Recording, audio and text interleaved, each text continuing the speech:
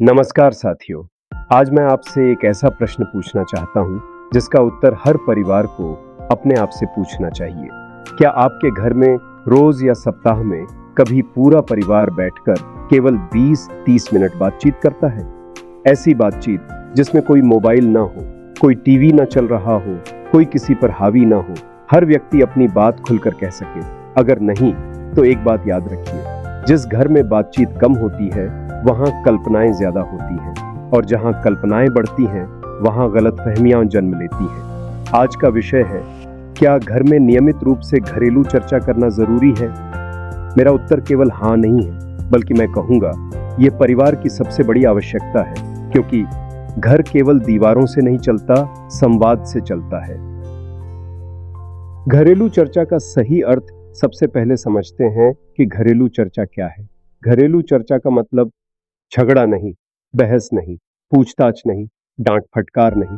घरेलू चर्चा का अर्थ है एक दूसरे को समझने का अवसर। यह ऐसा समय है जब परिवार के सभी सदस्य एक दूसरे को सुनते हैं, समझते हैं और मिलकर समाधान खोजते हैं। ध्यान रखिए, बात करना आसान है, लेकिन सुनना एक कला है। जिस परिवार ने सुनना सीख लिया, उसने आधी समस्याएं वहीं समाप्त कर दी। घरेलू चर्चा क्यों जरूरी है? पहला कारण, गलतफहमियां कम होती हैं। अधिकांश रिश्ते इसलिए नहीं टूटते कि लोग बुरे होते हैं, बल्कि इसलिए टूटते हैं क्योंकि लोग एक दूसरे को समझ नहीं पाते। नियमित चर्चा गलतफहमियों को जन्म लेने से पहले ही खत्म कर देती है।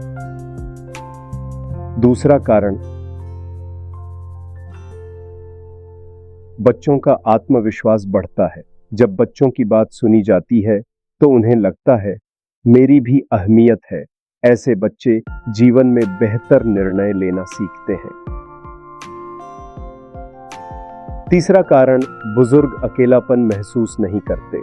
घर के बड़े लोग केवल सम्मान नहीं चाहते, वे चाहते हैं कि उनकी बात सुनी जाए। जब परिवार साथ बैठता है तो अनुभव अगली पीढ़ी तक पहुंचते हैं।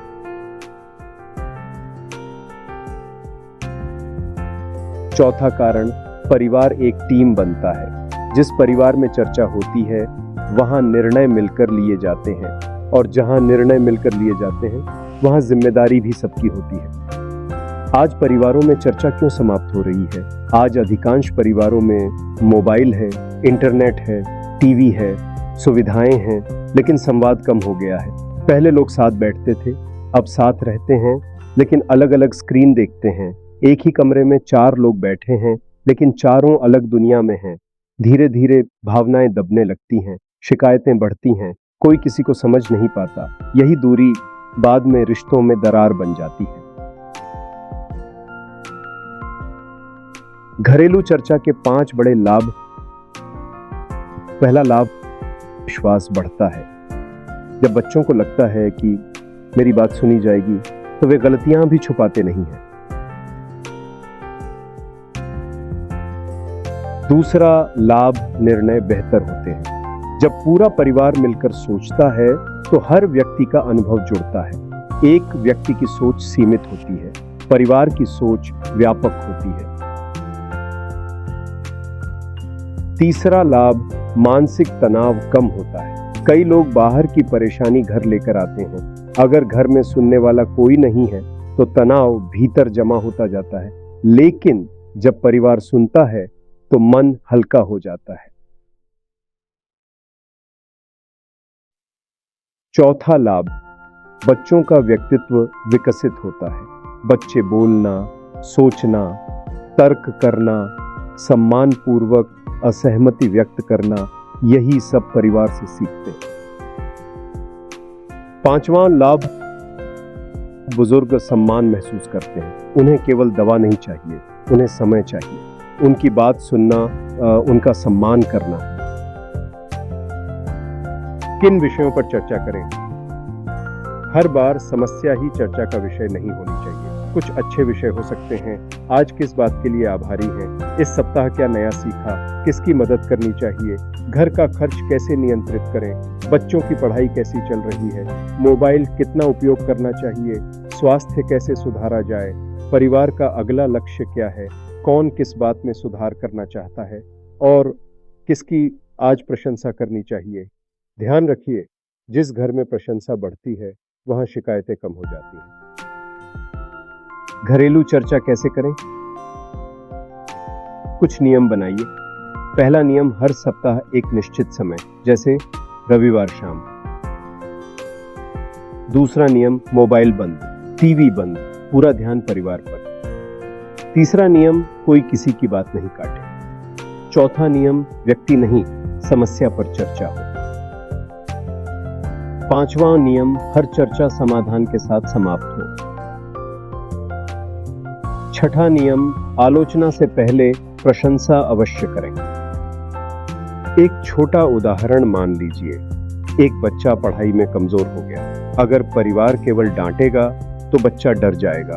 अगर परिवार पूछे, बेटा तुम्हें क्या कठिनाई आ रही है, क्या हम तुम्हारी मदद कर सकते हैं, तो बच्चा खुलकर बोलेगा। यही अंतर है आदेश देने और समझने में।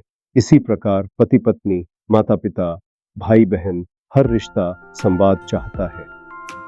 सबसे बड़ी सीख मेरे अनुभव में, परिवार समस्याओं से नहीं टूटते, वे संवाद की कमी से टूटते हैं। याद रखिए, जिस घर में लोग सुनना बंद कर देते हैं वहां लोग बोलना भी बंद कर देते हैं, और जब लोग बोलना बंद कर देते हैं तो रिश्ते केवल औपचारिक रह जाते हैं।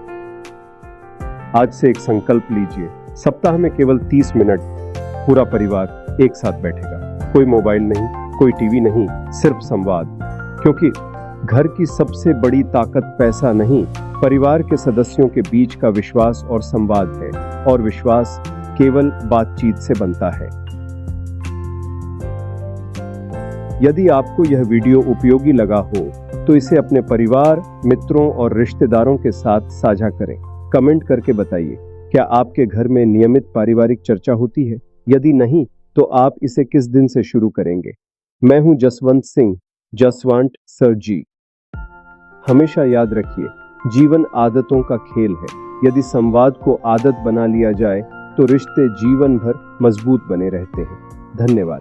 फिर मिलेंगे एक नए विचार, नई चर्चा और जीवन को बेहतर बनाने वाले नए विषय के साथ।